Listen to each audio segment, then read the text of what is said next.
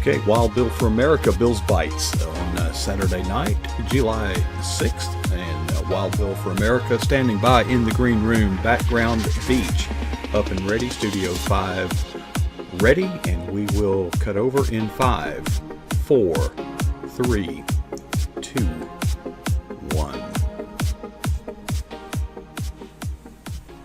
Well, welcome once again to PJ Net Live for another exciting Saturday night. Sorry if you have been waiting. I actually just got home. So we're doing the best we can. Wild Bill is standing by in the green room. It has been an exciting week, and he has got a lot of stuff that he wants to uncork. So we have moved the PJ Net Studios to the beautiful beaches of Daytona Beach in Central Florida in honor of Wild Bill, who we will bring on from the green room. Here he is, the YouTube sensation himself, Wild Bill. What a week it's been, Bill. How about you? Yeah. Oh, it's been a great week for me. I loved that salute to America that President Trump did. Did you get to watch that? Actually, I have not seen it yet, but I intend, if I can ever get the plates spinning on the poles for a little bit, I intend to watch every minute of it at least once. Oh, it was a magnificent salute to the U.S. military. Each single individual branch was honored by the president in a very generous way. There were, I think, 7 military flyovers with our high-tech aircraft. 1 million people stood in the rain with the president on the mall for this celebration.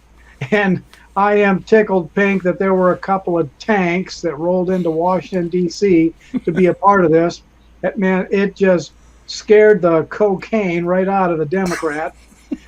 They just knew that it was time for Trump to take over by military force. In fact, there was one columnist, one media writer that wrote that Bush intends to seize the elections by military force. Bush. He gave him something to no. Jeb Bush, he did a stupid thing himself, but this was some unknown guy that I've never heard of. I don't Anderson Cooper or something. Oh, okay. But what about Jeb Bush? Did you catch that tweet? Is that what you're thinking of? No. But the only thing I saw in the aftermath of this on social media was the Democrats, of course, were rattling their sabers, saying Trump is going to use this as an opportunity to deliver a partisan speech and a divisive, derisive, blah, blah, blah. And from what I hear, they were left empty-handed after his speech. This was not about Donald Trump. He was absolutely using every minute of it to raise up our U.S. military and American greatness. If President Pee Wee was still in there, we would have heard nothing but Barack Obama talking about his accomplishments on that podium. But Donald Trump doesn't need to toot his own horn. His accomplishments speak for themselves, not just for the economy and jobs and the military, but his First Lady speaks for herself as well. Donald Trump has brought a lot of good things to this country. Well, the other thing I heard some criticism of is that he was militarizing the 4th of July. And I'm like, are you unaware of what we are celebrating? We didn't go to the British and say, you know what, let's sign a new contract. We would have sent John Kerry over to negotiate with the British. We're gonna get a UN resolution against this, Oh man. Well, Jeb Bush did something that raised my eyebrows. He sent out a tweet on the 4th of July about 3 presidents that have died on the 4th of July. Okay. Well, 2 presidents so far have died on the 4th of July. And so it was a bit ominous that he was tweeting about a 3rd president dropping dead on the 4th of July. I don't trust that guy. Well, anyway, on to bigger and better things. I voted for him twice. And the Russians are going to make you do it again, too, buddy. Yeah, well, as governor, I thought he did okay. But he's, as a president. Jeb Bush? No, the Russians are going to make you vote for Trump. again. Well, they don't have to, because Google is now openly saying that they are going to do everything in their power to ensure that nothing like this Trump election last time will happen again. So we don't need any Russian interference this time. We have our own homegrown social media interference, sponsored, born and raised right here in the U.S. of A. That was one of the stupidest things Google could have said. That shows you how arrogant they are. Why don't they go? Why don't they go buy Nike? They have declared war on American elections. Yeah. And we, the people, every veteran, everyone who has taken an oath to uphold and defend the Constitution, needs to turn on Google. That company needs to be broken up like Ma Bell was back in the 70s. Remember the telephone monopoly? I worked in the telephone business for 30 years. Yeah. Yeah. Ma Bell had a monopoly on it, and the government smashed it to pieces. No monopolies. Well, Google owns just about every bit of the social media, so I'm ready to see something like that happen to Google. You're not the first I've heard say that. They have picked a fight with the American people and the President of the United States. Time for Google to get taken down a few notches. Yeah. Well, they only do it in the interest of fairness and safety. They can't even spell fairness. Crying out loud. Let's move on to something a little bit happier. Please. Starbucks. $5. The flaming liberal bitter coffee company has done it again. This was in Phoenix, where Starbucks asked 5 Phoenix police officers to leave because the customers felt unsafe having them there. Oh, what do you say to that? You can't make this stuff up. You know what? Starbucks is a capitalistic company, whether they like it or not. It wouldn't take much for a few Americans waving American flags and signs that say, if you love America, boycott this Starbucks. Just stand at the entrance. They could shut that store down. They really could. In fact, Mark, I'm telling you, I'm to the point where I would like to see these little flag-waving American patriots boycotting some of the worst businesses all over the country.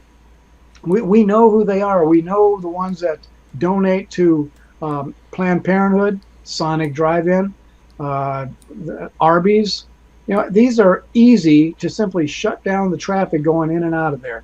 And if we would start hitting them in the pocketbooks, they wouldn't be near so arrogant. I wish we could do the same thing to Google, just haven't figured out how to do it yet.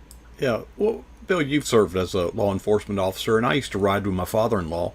Mm-hmm. He was a deputy. And any restaurant we walked into, we were offered free coffee.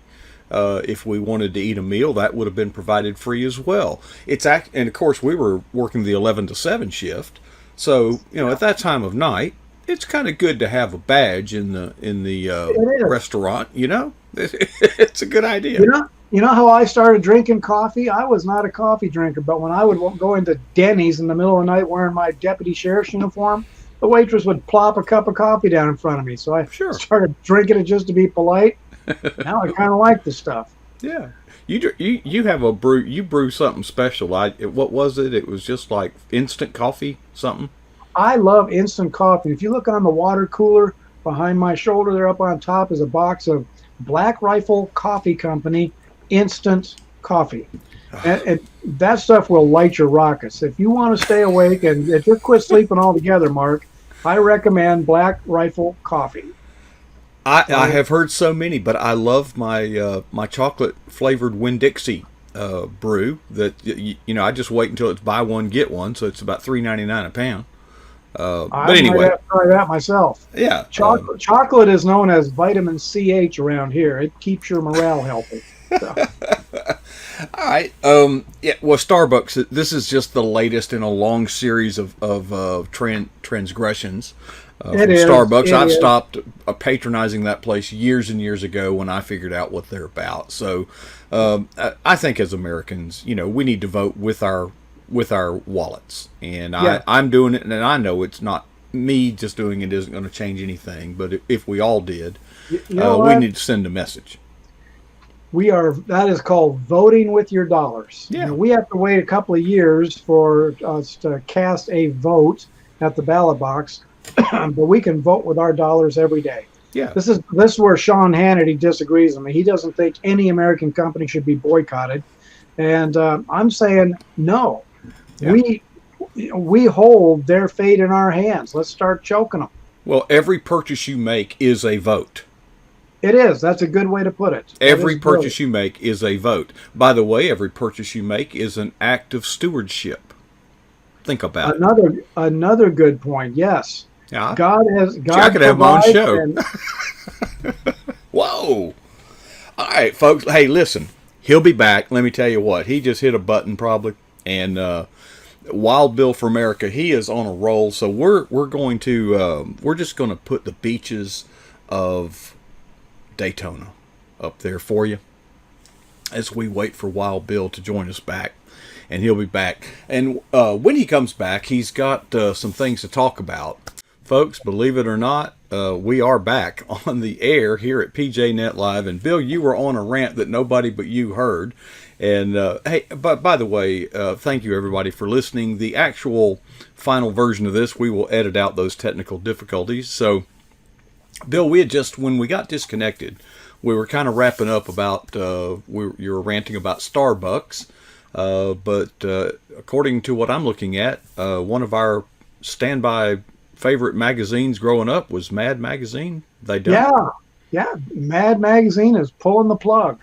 I was just talking, to myself about how liberalism has killed America's sense of humor. You just can't make fun of anybody anymore. And that's truly a sad thing.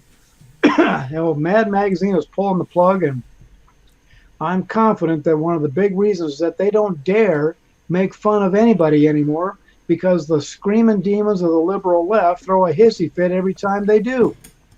So, Mad Magazine started in 1952, will die in 2019. I guess Thank you, liberalism. Yeah, I guess Saturday Night Live will be next. They're already suffering, and so, but they're such flaming liberals. They may get a pass. Yeah, they may get a. See, liberals can use satire. That's okay, or they can be serious, and then when they're called out on it, oh, that was satire. Hey, get a life. Oh, they have mastered the art of using humor as a weapon to just carve conservatives up. So we need to master the same art ourselves. Conservatives who are funny and lovable are a real threat to the liberal left. Ronald Reagan comes to mind. Say again? Ronald Reagan comes to mind. Oh, his jokes? Yeah. Well, and during that debate when he said, I said I made a promise I would not use your inexperience and youth as a point against you. Oh, yeah. People loved it. A president who cracked jokes. And now we have a president who tweets unmercifully. I love it. Did you hear that Twitter is going to reduce the visibility of some of Trump's tweets? They're not going to shadow ban him. They're going to basically moderate it tweet by tweet. And if they don't think it's, you know what hate speech is? It's speech that liberals hate. Yeah. Okay. If they think it's over the line, they'll simply reduce the visibility of that tweet. Yeah. Keep kicking the tiger there, Twitter, Google. Yeah. Keep kicking the tiger and watch what happens. The best thing that's going to happen to America is for these guys to just keep prodding the President of the United States. That's the man who just might be able to do something about Google. Well, anyway, I started a new project with Randy McDaniels. Islam, the religion of peace. Today in Florida, there was a massive explosion in Plantation at a shopping mall. Okay. First thing I thought of was Islamic terrorism. Anytime anything like that happens, the first thing people think of is Islam. So anyway, I've been doing some studying over the last few years as a concerned American patriot. And you know what Islam says they're going to do to the United States of America? What are some of the things that you've heard, Mark? Well, I know this. They infiltrate and they tend to encourage their people to reproduce. You know, to What are have they children. saying they're going to do to the United States of America? Death, Well, death. death to Okay. America. Yeah, the Death big to Satan and America. the little Satan. Yeah, Yeah. that's. Hmm. Islam makes no bones about it that they plan to destroy the United States of America. They will not rest until the U.S. government is torn down and replaced with Sharia law. And they don't even try to hide it. You know, their imams are telling people to take knives and go out and stab non-Muslims, to get in their cars and run people down.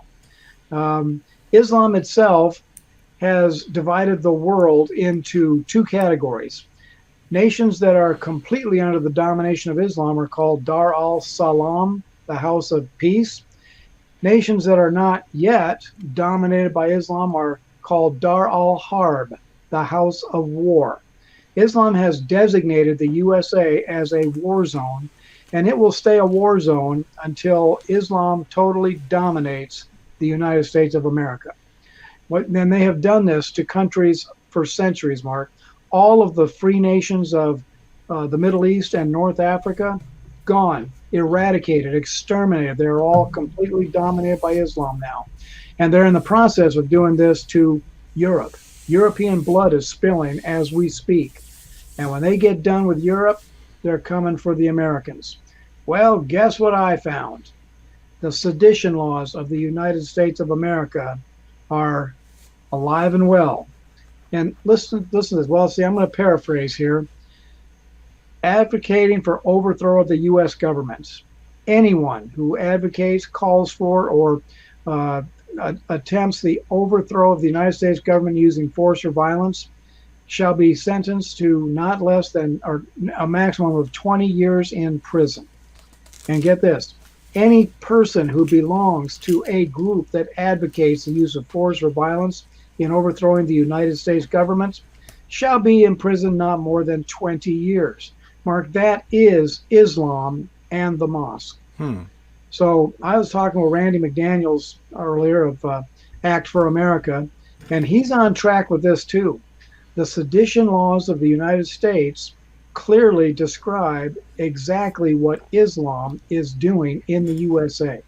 Is It Act is for America the place in Pensacola with Brigitte? Brigitte Gabriel, yes. Yeah, if it wasn't for Brigitte, you and I probably wouldn't have crossed paths. Remember that? In Jackson or St. Augustine. No, Jacksonville. Wherever. Jacksonville. Yeah. Hmm. Yeah, she has done a tremendous job of warning America of the jihad that's coming. And now Randy and I have found federal law that has the power to stop Islam in its tracks. We just need to find somebody with the guts to follow the law. And that's the problem. Our federal government is so far from obeying and enforcing federal law that we are essentially helpless before criminals like Hillary Clinton or Islamic Jihad because they never get prosecuted.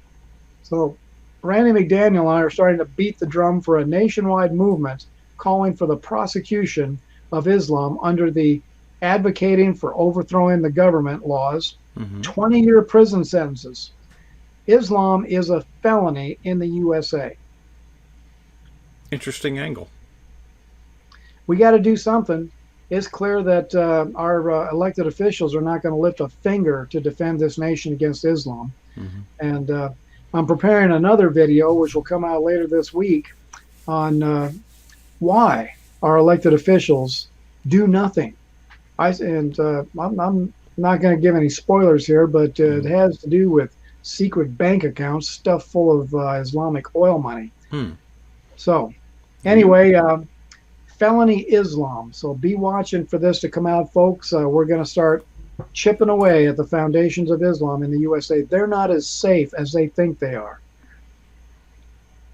Now, one thing that we need to make sure people understand, there's a lot of people out there who are very concerned about Islam, and they say that we have to remove its religious designation. They say that it's not a religion, that it's a political system. Now, that's barking up the wrong tree. That will never happen.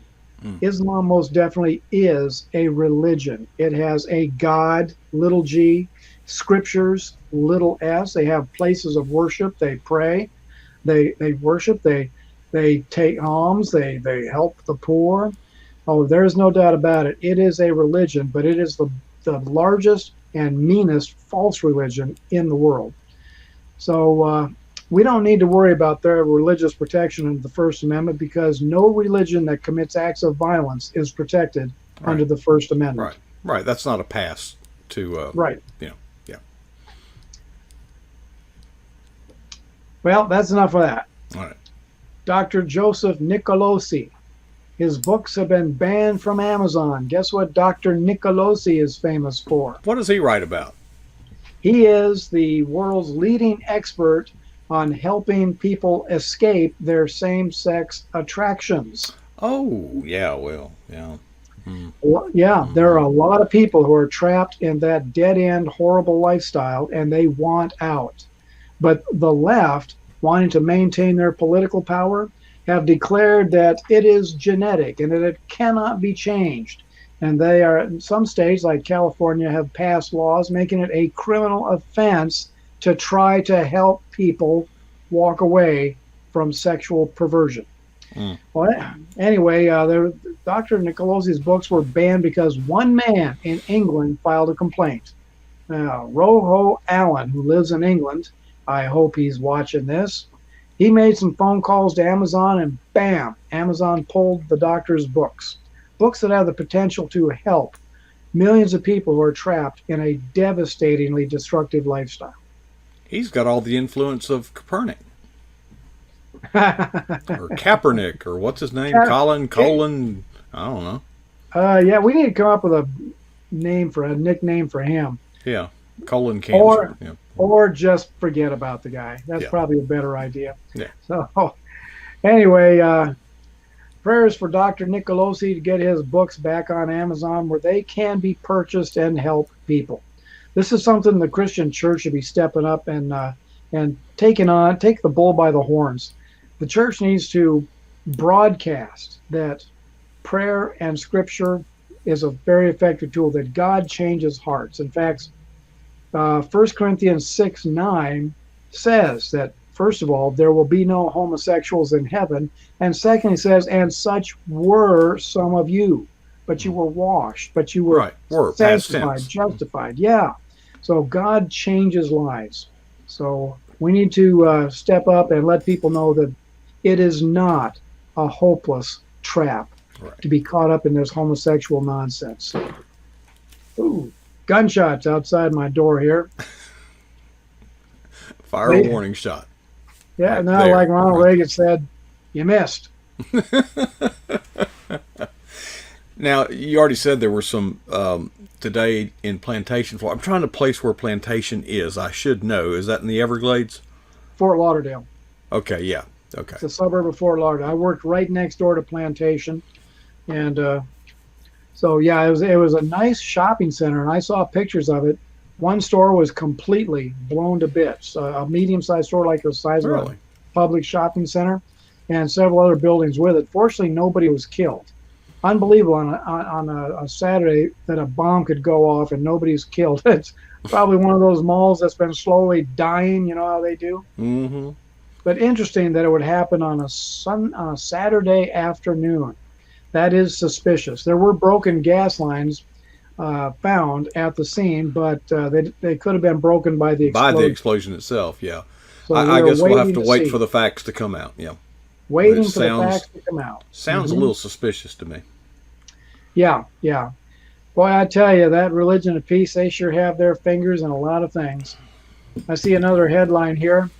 Out of 197 countries in the world, Christians are persecuted in 144 of them. And we're talking about brutally persecuted in some places. You know, prison, torture, execution, families fleeing, living in caves in the desert. Right. It's institutionalized persecution, you're saying. Institutionalized by who? Well, by the authorities, is that the line? Because I think Christians are persecuted everywhere.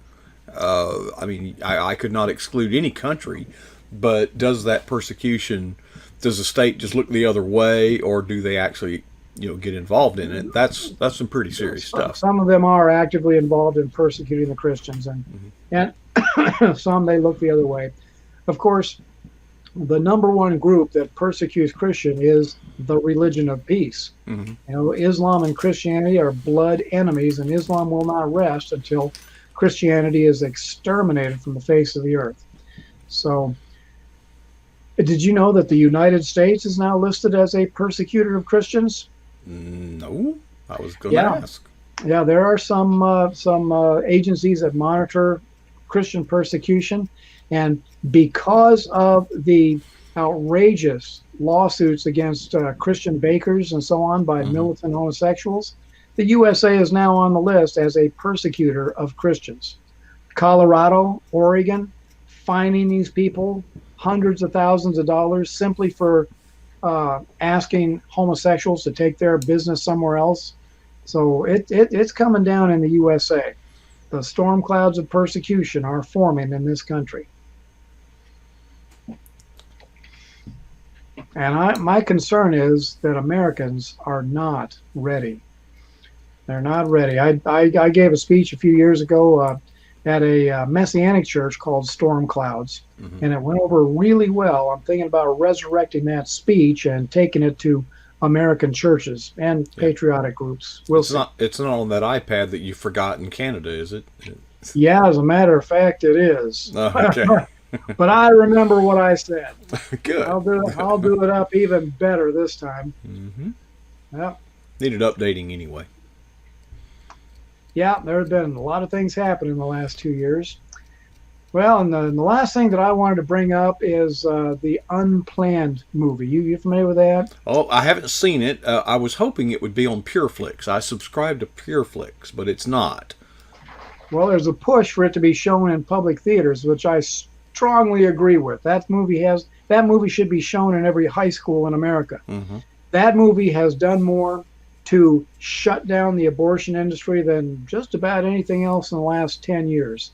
So when people see that movie, they walk out of that theater sobbing and vowing that they will never support abortion. Well, theaters around the country, well, in Canada, that are planning to show it are receiving death threats from the evil left. So that also tells you how effective this movie is. And, you and I have talked about going around and showing some of these things. We need to look at getting Unplanned and taking that movie around and showing it wherever we can. That'd be interesting. I just wanted to plant that seed with you. I have not seen it either. I don't need to walk out of the theater sobbing. So I'm already 100% against abortion and Planned Parenthood. But let's look into that, about the possibility of using the Unplanned movie as part of the ministry that you want to get started. Well, the inspiration for this really goes way back when I was on a mission trip in the Dominican Republic. And the missionary had a bunch of PVC pipe and a bed sheet. And he started constructing a frame out of that PVC pipe, put the bed sheet, and would and I'm asking, what are we doing? There's nobody here. He said, they'll be here. So he set it up and put the projector up as it was getting dark. Bill, kids came from everywhere to watch those VeggieTale movies. And one of the most sad things I've worked in disaster relief. I've seen some really bad stuff. But I could not believe one time, while I was there, one of the children was, naked. Well, that would tend to draw your attention. So I asked the missionary, I said, what's up? You going to do anything about that? What are we supposed to do here? He said, Mark, you don't understand. He doesn't have any clothes. I said, come on, everybody's got some clothes. He said, no, you don't understand, Mark. He doesn't have any clothing whatsoever. Was it a Haitian village in the Dominican Republic? Well, the Dominican is the other half. The island is Haiti on one side, the Dominican. We were very near. We were within 10 miles of the border.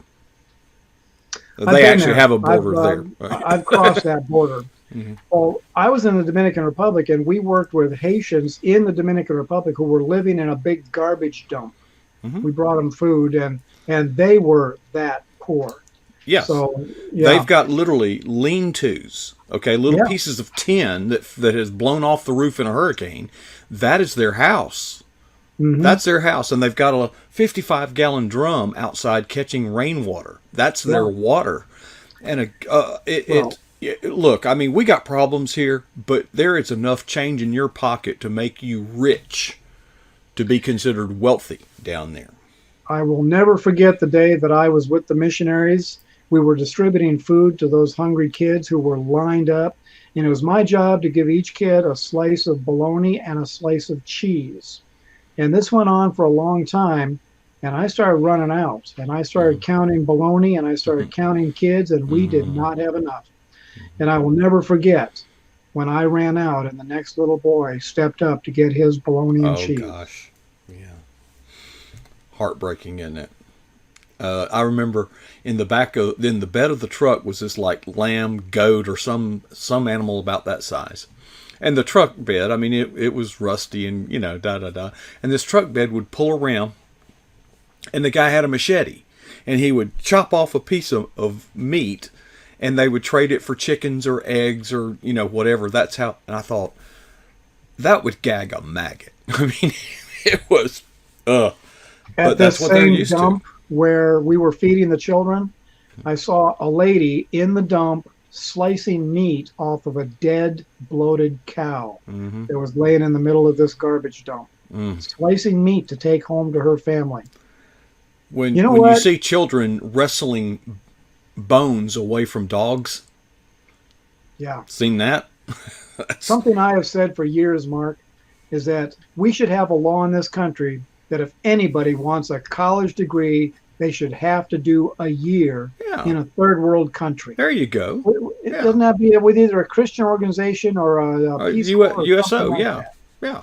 That would definitely change the attitude of these little millennial maggots that are abusing this country so badly. Hmm. Yeah, there was one group sued the Department of Education for not forgiving their student loan debt. I'm serious. Can't make it up. Yeah. Oh, well, Bill, well, I'm sorry we had some connection problems. I'm glad that you hung in there with, thanks to our folks for hanging in there. When we get done here, we're going to actually edit out those problems. So we went a little long tonight, obviously, because for a long time we weren't doing anything. And Bill, let's see, you already cranked out about 3 or 4 videos. You kind of got a late start this week, and then you just started bringing them. Bang, bang, bang. Yeah, I get fired up. I got to get out and speak my piece. Yeah. Well, maybe it'll start raining again. That tends to get you out, I love the Florida rain. I'm telling you, when it rains down here, that water is 80 degrees. Yep. Oh, if Yeah. I had a bar of soap, people would see more of me than they really want to. You'd make the sunshine. Yes, I would. Oh, man.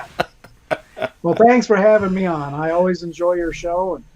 And We appreciate you, brother, and we look forward to doing this next week, and we'll catch up on intellectual frog legs and all that kind of stuff. But for now, we'll call it a night, and thank you for being here, Bill. We'll see you next week. good night. All right, good night. Folks, Wild Bill for America. He was right here, and he is here every Saturday night on PJNet Live. I hope you will make your plans to join us at patriotjournalist.com. That's where you go, find the links. It says enter here. So what you do is you click on that, and that will cause you to, enter here. And you can catch it live, or you can catch it on YouTube after we're all done. But it happens every Saturday night. We're going to take a little break tomorrow night, Sunday night, and get a little rest. And then we will be back on the air Monday night, as always, right here on PJNet Live.